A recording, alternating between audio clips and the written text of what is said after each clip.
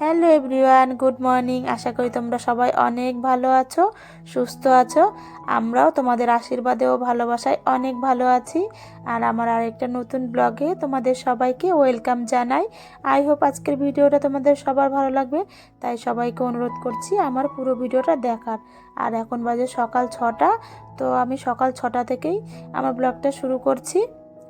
আর এখন ঘুম থেকে উঠে এই কদিন থেকে দেখছি এত সুন্দর রোদ্দুর উঠছে, আর আবহাওয়াটাও যেন কেমন মনে হয় দেখে, যেন সরস্বতী পুজো চলে এসছে, মা সরস্বতী পুজো এসে গেছে এমন মনে হয়। মানে সরস্বতী পুজোর দিনটা যেমন লাগে ওয়েদারটা, যে এত সুন্দর রোদ্দুর, তারপরে গায়ে হলুদ মেখে স্নান করা, অমন যেন আমার সকালবেলা ঘুম থেকে উঠলেই মনে হয় যেন আজকে সরস্বতী পুজো। এত সুন্দর রোদ্দুর দিচ্ছে না, সত্যি খুব ভালো লাগে। আর যদি এমন সুন্দর রোদ্দুর দেয়, দেখবো সকালবেলা একটু কাজকর্মে মনটা ভালো বসে আর শরীরটাও ভালো লাগে, আর ঝটপট কাজ করেও নেওয়া যায় যদি সুন্দর রোদ্দুর ওঠে, চারিদিক ঝলমল ঝলমল করে। আর মনে হয় শীত এবার বিদায় নিল আমার মনে হচ্ছে, কিন্তু আবার এক এক দিন এমন মেঘলা হয়ে যায়, মনে হয় যেন বৃষ্টি হবে। বুঝতে পারি না আবহাওয়ার কথা, মানে প্রকৃতির যে কি খেলা সেটা কিন্তু বোঝা যায় না, যে কখন বৃষ্টি, কখন রোদ্দুর, কখন গরম আর কখন শীত পড়বে সেটা কিন্তু আমরা বুঝতেই পারি না। যখন তখন বৃষ্টি হয়ে যাচ্ছে, যখন তখন গরম পড়ছে, আবার ঠান্ডা। মানে এখন যেমন ঠান্ডাটা আছে অমন যদি সব সময় থাকে তাহলে কিন্তু দারুণ লাগে, কিন্তু দেখবে এতটা শীত পড়ে না মাঝে মাঝে, ভালো লাগে না। তবে মনে হয় আর শীত আসবে না ঘুরে, এবার চলেই যাবে, কারণ মা সরস্বতী চলে আসছে। সরস্বতী পুজো মানেই শীত চলে যাওয়া আর গরম পড়া, আর হোলি গেলে তো কোনো কথাই নেই। তো যাই হোক, তোমাদের সঙ্গে অনেক বকবক বকবক করে ফেললাম। তো তোমাদের সঙ্গে কথা বলতে বলতে আমার অনেক কাজই হয়ে গেল সকাল থেকেই। এই ঘরের বেড কাভারটা আগে চেঞ্জ করে নিয়ে তারপরে রান্নাঘরের কাজটা শুরু করলাম, একটু রান্নাঘরের কাজটা করে এলাম, আবার এসে এই ঘরটা ঝাড় দিচ্ছি। মানে রান্নাঘরটাও সব পরিষ্কার হলো, আবার এদিকে আমার বেডরুমগুলোও পরিষ্কার হয়ে গেল। মানে আগের দিন রাত্রেবেলা যদি প্ল্যান করে রাখা হয় না, কাজগুলো দেখবে সুন্দর স্টেপ বাই স্টেপ করা যায় আর তাড়াতাড়ি হয়ে যায়, কিন্তু কাজগুলো অতটা সময় লাগে না। আর সকালবেলা ঘুম থেকে উঠলেই তো আমাদের কাজের পর কাজ, মানে সকাল থেকেই শুরু হয়ে যায়, যতক্ষণ না রাত্রেবেলা বিছানায় শোবো ততক্ষণ আমাদের কাজ থেকেই যায়। যতই বলো কাজ নেই, কিন্তু দেখবে একটার পর একটা কাজ বেরিয়েই আসে। সংসার মানে কাজকর্ম, আর কাজকর্মের মধ্যে থাকলে মনটাও ভালো থাকে আর শরীরটাও দেখবে ভালো লাগে।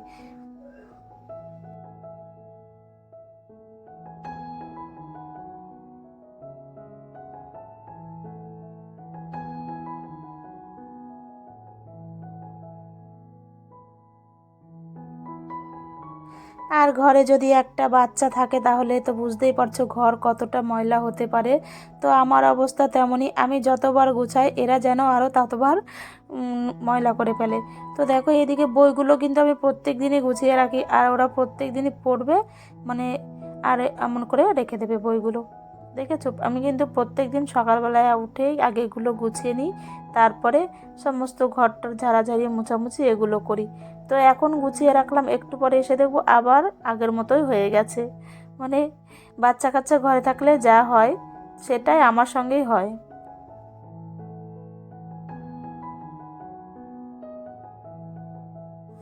আর সকালবেলা ঘর মোছার আগে আমি প্রত্যেক দিনই এই কাজগুলো করেই থাকি, ডাস্টিংয়ের কাজগুলো। তাহলে দেখবে সারাদিন আর অতটা টেনশন থাকে না। যদি সকালবেলা ঘর মোছার আগে আমরা এই সমস্ত কাজগুলো করে নিই না, তাহলে দেখবে অনেকটা ফাঁকা পাওয়া যায় সারাদিন, অনেকটা হাতে অনেকটা সময়ও পাওয়া যায়। আর ঘর তো মুছতে হবে, তো ভাবলাম তাহলে সকাল সকালই মুছে নিই, তাহলে আমার টেনশন থাকবে না। আর ঘর মুছো আর পুজো দেওয়াটা যদি আমার হয়ে যায় না, তাহলে মনে হয় যেন সমস্ত কাজ শেষ হয়ে গেছে। রান্না বান্নার কথা অতটা চিন্তা ভাবনা না করলেও হয়, আমাদের টোনাটুনির সংসার, যখন খুশি রান্না করো, এক পদ দুপদ রান্না করলেই হয়ে যায়। কিন্তু এই যে ঘর মোছা, ঘর পরিষ্কার করা, তারপরে স্নান করে পুজো দেওয়া, এই কাজগুলো যদি আমি সকাল সকাল করে নিই, তাহলে সারাদিন আমার আর কোনো চিন্তা থাকে না, আর পিছুটানো থাকে না কোনো, যে পুজো দিতে হবে, স্নান করতে হবে, সেই জিনিসটা কিন্তু আমার থাকে না। কারণ আমি সকালবেলায় চেষ্টা করি এই কাজগুলো সেরে স্নান পুজোটা দিয়ে দেওয়ার। এটা আমি আগাগোড়াই করে থাকি। যখন আমার শাশুড়ি মা ছিল আমি তখন থেকেই এই অভ্যাসগুলো করে নিয়েছি, মানে সকালের কাজ সকালবেলায় করার চেষ্টা করি। স্নান পুজো এইটা যেন আমার সকালবেলা হয়ে যায় সেই চেষ্টাটাই আমি সবসময় করি। এর জন্য একটু ঘুম থেকেও একটু তাড়াতাড়ি উঠি। যদি আমি দেরিতে উঠি তাহলে সেইখানে ধরো আমি যদি 6টার জায়গায় 7টায় উঠি তাহলে কিন্তু আমার সেখানে 1 ঘন্টা সময় নষ্ট হয়ে যায়। তাই আমি সবসময় চেষ্টা করি সকাল সকাল একটু ঘুম থেকে ওঠার, তাহলে কাজকর্মগুলো একটু তাড়াতাড়ি সেরে নিতে পারবো। আর এতদিন তো শীতের দিন ছিল, একটু প্রবলেম হয়েছে, মানে শীতে উঠতেও একটু কষ্ট হয়েছে। কিন্তু এখন যেহেতু গরম পড়ে গেছে আমার 5টা 5:30টার মধ্যে কিন্তু ঘুম ভেঙেই যাবে প্রত্যেক দিন। আর কাজগুলোও তাড়াতাড়ি হয়ে যাবে আর হাতে অনেকটা সময়ও পাবো আমি সারাদিনে। আর এই মাঝে মাঝে ভিডিও এডিটিং করতে করতে অনেক রাত হয়ে যায়, তো ঘুমোতেও অনেক রাত হয়ে যায়, তার জন্য উঠতে একটু দেরি হয়ে যায়। তো কি করব, তা উঠে আমি ঠিক সময়ের মধ্যে আমার সমস্ত কাজগুলো আমি কমপ্লিট করে পড়ি, যতই দেরিতে ঘুম থেকে উঠি। তো দেখো এদিকে কথা বলতে বলতে আমার অনেক কাজই হয়ে গেল। ওদিকে ভাত টাত বসিয়ে দিয়ে আসলাম। আর তারপর সোনামা উঠে গেছে, ওকেও একটু দাঁতটা ব্রাশ করিয়ে ফ্রেশ করে নেব। তারপরে ওকে একবারে আজকে ভাত খাইয়ে দেবো, কারণ আজকে সোনামা ঘুম থেকে উঠেছে প্রায় এখন 9:30 10টা বেজে গেছে। তো এখনও ঘুম থেকে উঠলো, তো ভাবলাম ওকে আর আজকে কেলগস আর দুধটা দেবো না, একবারে ভাত খাইয়ে দিই, কারণ ভাতটা তো হয়েই গেছে আমার। একটুখানি ঘি দিয়ে আলু সিদ্ধ দিয়ে ভাত খাইয়ে দিই। আর ছেলে তো খেয়ে ও পরীক্ষা দিতে চলে গেছে, মানে ওর এখন মাধ্যমিক পরীক্ষা চলছে, তো পরীক্ষা দিতে চলে গেছে, ওকেও খাইয়ে দাইয়ে দিলাম। মানে এত বড় ছেলে নিজে এখনও হাত দিয়ে ভাত খাবে না, যখন স্কুলে টুলে যায় আমাকেই খাইয়ে দিতে হয়। ওকে খাইয়ে তারপর আবার সোনামাকে খাওয়াতে আসলাম। ছেলেকে খাওয়াতে অতটা সময় লাগে না, ও তাড়াতাড়ি খেয়ে নেয়, কিন্তু এই যে সোনামাকে খাওয়াতে বসলাম অনেক সময় লেগে যায় ওকে খাওয়াতে। তারপর সোনামাকে খাইয়ে আমি চলে এলাম আবার রান্নাঘরে, কারণ আমাদের দুজনের এখনও সকালবেলার ব্রেকফাস্ট রেডি করা হয়নি। তো আজকে করব রুটি আর বেগুন পোড়া। তো এদিকে আমি বেগুনটা পোড়া দিয়েছি আর আটাও মেখে নিচ্ছি, এই ফাঁকে আমার বেগুন পোড়া হয়ে যাবে। আর এদিকে রুটি করার জন্য আটা মাখা হয়ে যাবে। আর দেখো এদিকে আমার বেগুন পোড়া কমপ্লিট হয়ে গেল, তারপর আমি রুটিটাও করে নেব। আর আজকে তো শনিবার, বেগুন পোড়াটা তো পেঁয়াজ দিয়ে মাখা যাবে না, ধনেপাতা দিয়ে আর কাঁচা লঙ্কা দিয়ে মাখবো। আর শনিবার দিন বেগুন পোড়া খাওয়া বা বেগুন পোড়া দেওয়া খুবই ভালো, আমি শুনেছি অনেক কুদৃষ্টি সরে যায়। তার জন্য আমি চেষ্টা করি শনিবার দিন বেগুন পোড়াটা দেওয়ার। কিন্তু যদি কালো বেগুন হয় তাহলে বেশি ভালো হয়, কিন্তু কি করব, আজকে তো আর কালো বেগুন পেলাম না, তো সাদা বেগুনটাই পোড়া দিয়ে দিলাম। সেটাই আজকে রুটি দিয়ে আর বেগুন পোড়া দিয়ে খাবো, ধনেপাতা কাঁচা লঙ্কা দিয়ে তেল দিয়ে মেখে নেব। আর বেগুন পোড়া দিয়ে রুটি খেতে আমাদের বাড়িতে সবাই খুব ভালোবাসে, সেটা পেঁয়াজ ছাড়া হোক বা পেঁয়াজ দিয়ে হোক, সবাই ভালো খায় আমাদের রুটি দিয়ে বেগুন পোড়া। আর রুটি দিয়ে বেগুন পোড়া করলে দেখবে অনেকটা সময়ও বেঁচে যায় কিন্তু হাতের, কারণ কোনো যদি তরকারি করতে যায় তাহলে সেই সবজি কাটো তরকারি করো অনেকটা সময় লাগে। আর বেগুন পোড়া দিয়ে দেখো আমার আটা মাখাটাও হয়ে গেল অনেক তাড়াতাড়ি, কিন্তু কাজটা হয়ে গেল। আর এখন বেগুনটা আমি ছাড়িয়ে তারপর বেগুনটা মেখে তোমাদের দাদাভাইকে সকালবেলা ব্রেকফাস্টটা দিয়ে দেবো, কারণ এখন প্রায় 10টা 10:30 বেজে গেছে, সকালবেলার খাওয়ার সময়টাও হয়ে গেছে।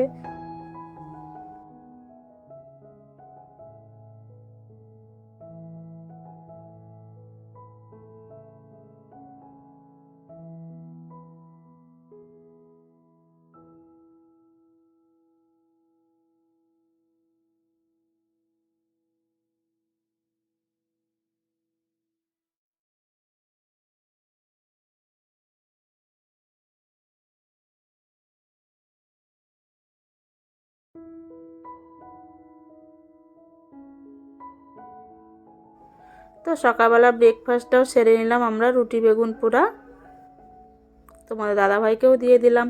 তো ব্রেকফাস্ট করার পরে তারপর আমি স্নান করে চলে এলাম ছাদে। আর কিছু জামা কাপড় কাচাকাচি করেছিলাম, মানে যে বেড কাভারটা তুলেছিলাম সেগুলোও কাচাকাচি করে একবারে আমি স্নান করে ছাদে চলে এলাম জামা কাপড়গুলো মেলে দিতে। আর এখন তারপরে পুজো টুজো দিয়ে আবার দুপুরের রান্নার ব্যবস্থাও করতে হবে, মানে কাজের শেষ নেই, একটার পর একটা কাজ থেকেই যায়।